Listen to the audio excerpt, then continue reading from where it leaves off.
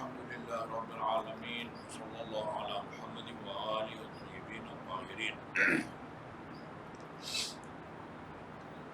کل ہم نے امیر المومنین علیہ السلام کا جو فرمان پڑھا تھا آخری، وہ یہ تھا، دو قانون سے آپ نے منع فرمایا تھا: لا نظر فی معصیت ولا یمین فی قطیعت۔ نظر اردو میں جس کو منت ماننا کہا جاتا ہے اس کو عربی میں نظر کہتے ہیں۔ نظر دو قسم کا ہوتا ہے، ایک مشروط نظر ہے، یعنی اگر میرا فلان کام ہو گیا تو میں یہ کام کروں گا۔ مثلا میرا اگر یہ کام ہو گیا تو آج ہی آپ کا کوئی کام ہے، انٹرویو وغیرہ ہے، اس میں فائنل انٹرویو میں اگر میں کامیاب ہو گیا، آئندہ آنے والے جمعرات کو مثلا میں روزہ رکھوں گا۔ یہ مشروط نظر ہے اور صحیح نظر ہے، کیونکہ روزہ رکھنا ایک جائز عمل ہے، پسندیدہ عمل ہے، ایک مستحب عمل ہے۔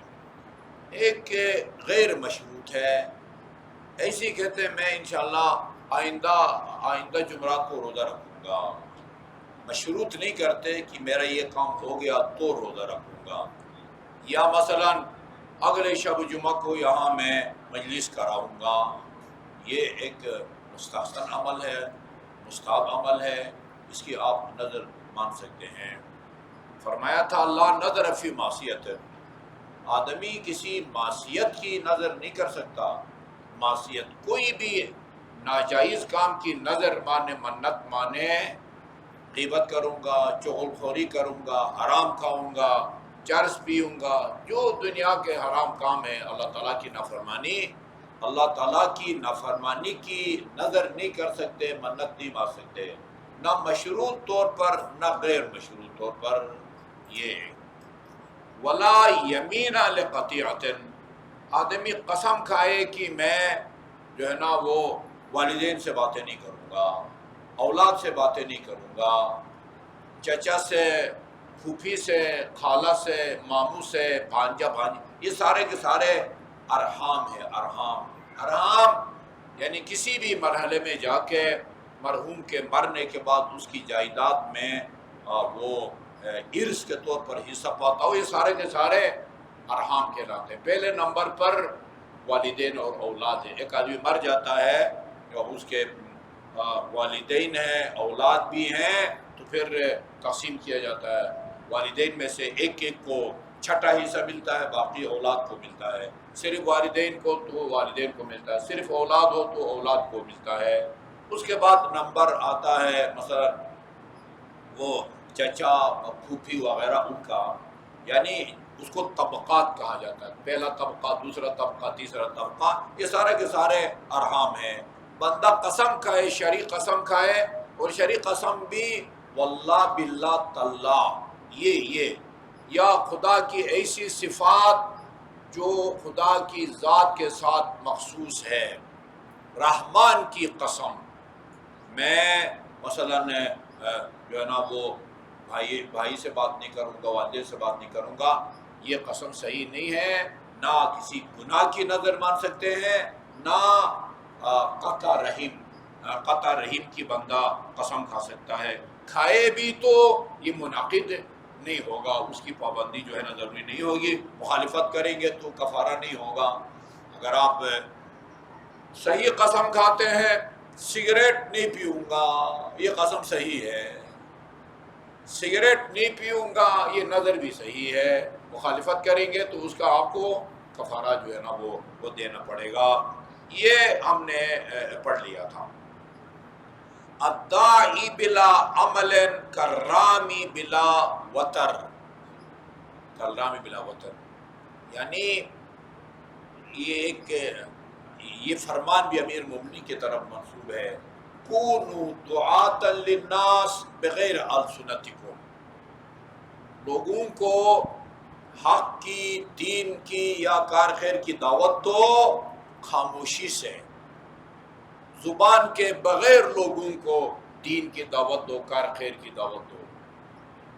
عام طور پر تو زبان کے ذریعے دی جا سکتی ہے، لیکچر کے ذریعے دی جا سکتا ہے، مجلس میں کار خیر کی طرف بندہ آواز دیتا ہے، یعنی اس کا مطلب یہ کہ عمل کرو، خود عمل کرو تاکہ لوگ تمہارے عمل کو دیکھ کے وہ انجام دیں۔ والدین جو کام معمول میں کرتے ہیں بچے اس کے جو ہے نا وہ خود بخود اسی ماحول میں وہ 5 وقت کی نماز جو ہے نا وہ ماں باپ خدا نخواستہ نہ پڑھیں اور وہ یہ توقع رکھیں کہ ہمارے بچے نماز کی پابندی کریں گے، نہیں ہوتا یہ، خود کر کے دکھاؤ۔ تو جو اسی طرح عالم دین ہے، جو عالم دین عمل کے بغیر زبان سے لوگوں کو دعوت دیتا ہے، یہ پتہ نہیں وہ تیر کے بغیر جو ہے نا پتہ نہیں یہ کمان کے بغیر تیر چلانے کی طرح ہے۔ عمل کے بغیر لوگوں کو کار خیر کی طرف دعوت دینے والا وہ کمان کے بغیر ہاتھ سے تیر جو ہے کہاں تک پھینکا جا سکتا ہے، یا کتنی اس میں سپیڈ یا وہ طاقت ہوتی ہے، بے اثر۔ عمل کے بغیر جو لوگوں کو دعوت دیتا ہے، دین کی دعوت دیتا ہے، کار خیر کی دعوت دیتا ہے، وہ بے اثر ہے، جس طرح وہ کمان کے بغیر ہاتھ سے تیر پھینکنے کا کوئی فائدہ نہیں ہوتا، اگلے کو کوئی نقصان نہیں پہنچتا، یا شاید وہ جو آپ کا نشانہ ہے وہاں تک کہ پہنچ بھی نہ پائے، اس میں کوئی طاقت نہیں ہوتی ہے۔ فرمایا الداعی بلا عمل کالرامی بلا وتر، یعنی کسی عمل بغیر عمل کے خود عمل نہ کرے اور لوگوں کو کہے کہ یہ کام کرو، یہ بے اثر ثابت ہوتا ہے، یہ بے اثر ثابت ہوتا ہے۔ یا اس کے بعد فرمایا لِتُطَيِّبَ الْمَرْأَةُ الْمُسْلِمَةُ لِزَوْجِهَا، یہاں خاتون کو کچھ ہدایات دی ہے امیر المومنین نے۔ دیگر روایات میں اس طرح کے جو یعنی ہدایات ہیں وہ مرد کے لیے بھی ہے۔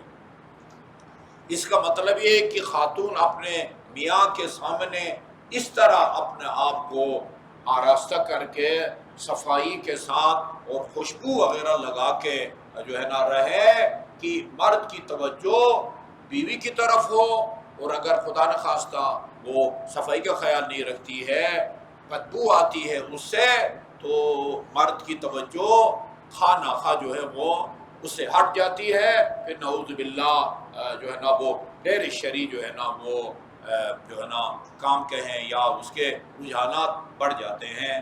یہاں عورت کے بارے میں ہے، بالکل اسی طرح کی باتیں مرد کے بارے میں بھی دیگر روایات میں بھی ہے۔ مرد کو بھی چاہیے کہ اپنے عورت کے سامنے صاف ستھرا رہے، خوشبو لگا کے رہے، یعنی ایسا کام نہ کرے، وہ بشر ہے، بشر ایسا کام نہ کرے کہ جو بیوی کی نفرت کا باعث بنے۔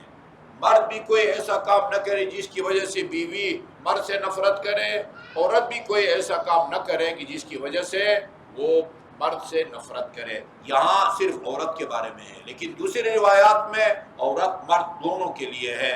لِتُطَيِّبَ الْمَرْأَةُ الْمُسْلِمَةُ لِزَوْجِهَا، مسلمان عورت کو چاہیے کہ وہ اپنے مرد میاں کے سامنے خوشبو لگا کے جائے، خوشبو لگا کے رہے، اس کی طرف جو ہے نا تاکہ کشش پیدا ہو، نفرت پیدا نہ ہو۔ اسی طرح صاف صاف دوسری روایات میں مرد اگر اپنے آپ کو قابل نفرت بنائے گا تو پھر جو ہے نا عورت کے خیالات جو ہے نا وہ بدل جائیں گے اور وہ نفرت کرنے لگ جائے گی۔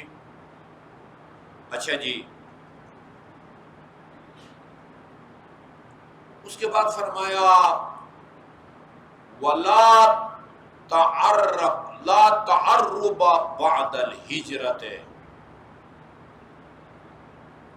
وَلَا هِجْرَةَ وَلَا تَعَرُّبَ بَعْدَ الْحِجْرَةِ۔ اچھا، ہجرت کے بعد تعرب یعنی بددون والی زندگی، بددون والی زندگی۔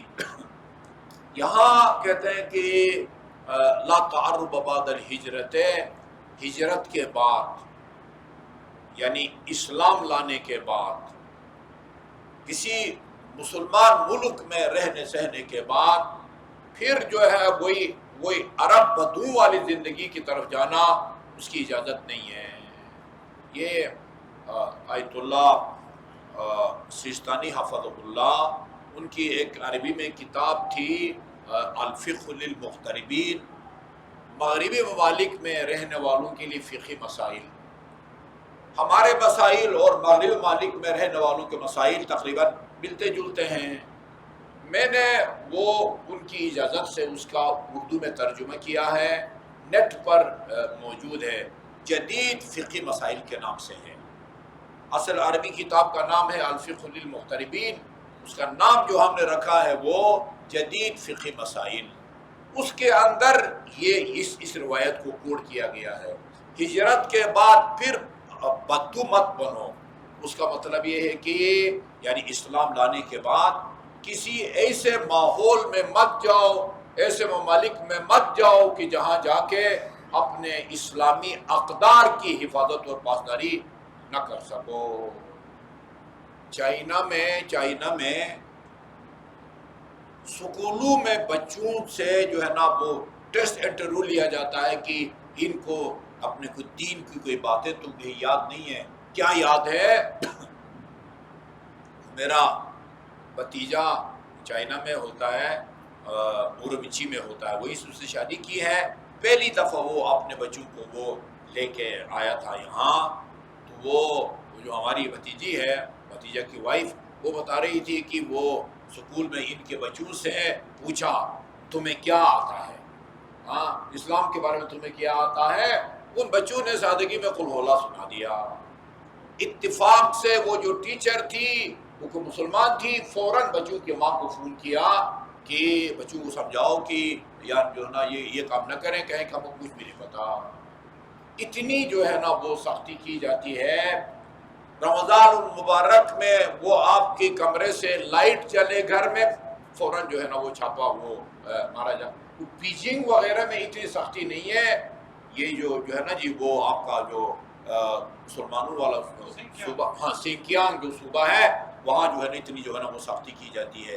یعنی ایسے ممالک میں جا کے رہنا جہاں آپ روزہ نہ رکھ سکیں، جہاں نماز نہ پڑھ سکیں، وہاں قل ہو اللہ نہ سنا سکیں، یہ کہتے ہیں تعرب بعد الہجرت ہے۔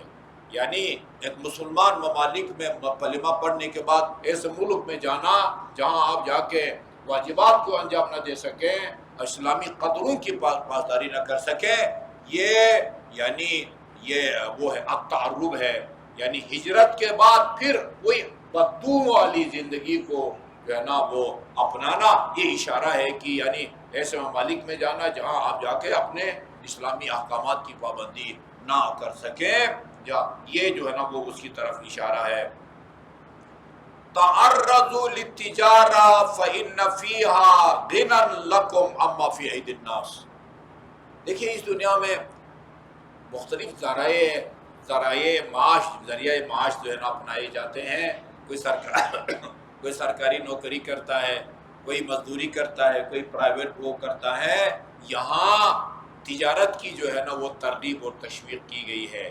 تعرضوا للتجارہ یعنی تجارت کے متعرض ہو، یعنی اگر کوئی پیشہ اختیار کرنا چاہتے ہو تو اچھا پیشہ جو ہے وہ تجارت ہے، وہ کاروبار ہے۔ جی ہاں، فإن فیہا غنی لکم عما فی ایدی الناس، یہ تجارت آپ کو اور لوگوں سے بے نیاز کر دیتی ہے۔ فإن فی غنی بے نیازی، محتاج نہ ہونا، یہ جو ہے نا وہ تجارت آپ کو اور لوگوں سے بے نیاز کر دیتی ہے۔ وَإِنَّ اللَّهَ عَزَّ وَجَلَّ يُحِبُّ الْعَبْدَ الْمُحْتَرِفَ الْأَمِينَ۔ اللہ تعالیٰ حرفہ کسی بھی پیشہ کو کہا جاتا ہے، عربی میں حرفہ اردو میں پتہ نہیں استعمال ہوتا نہیں ہوتا، حرفہ کسی بھی جو ہے نا وہ اس کو کہا جاتا ہے، پیشہ کو کہا جاتا ہے۔ اللہ تعالیٰ کسی بھی پیشے کو اختیار کرنے والا، پیشہ ہمیں پتہ ہے کہ فلاں پیشہ، ایک آدمی کا پیشہ جو ہے نا وہ الیکٹریشین ہے، وہ کارخان ہے، وہ تاجر ہے۔ اللہ تعالیٰ کسی بھی پیشور سے محبت کرتا ہے، ایسا پیشور جو امین ہو، امین اپنے اس پیشے میں خیانت نہ کرتا ہو۔ اللہ تعالیٰ امین امانت دار پیشور کو دوست رکھتا ہے اور اس سے محبت کرتا ہے۔ صلی اللہ علیہ محمد وآلہ الطیبین الطاہرین، اللہم صلی اللہ علیہ محمد وآل محمد، یا اللہ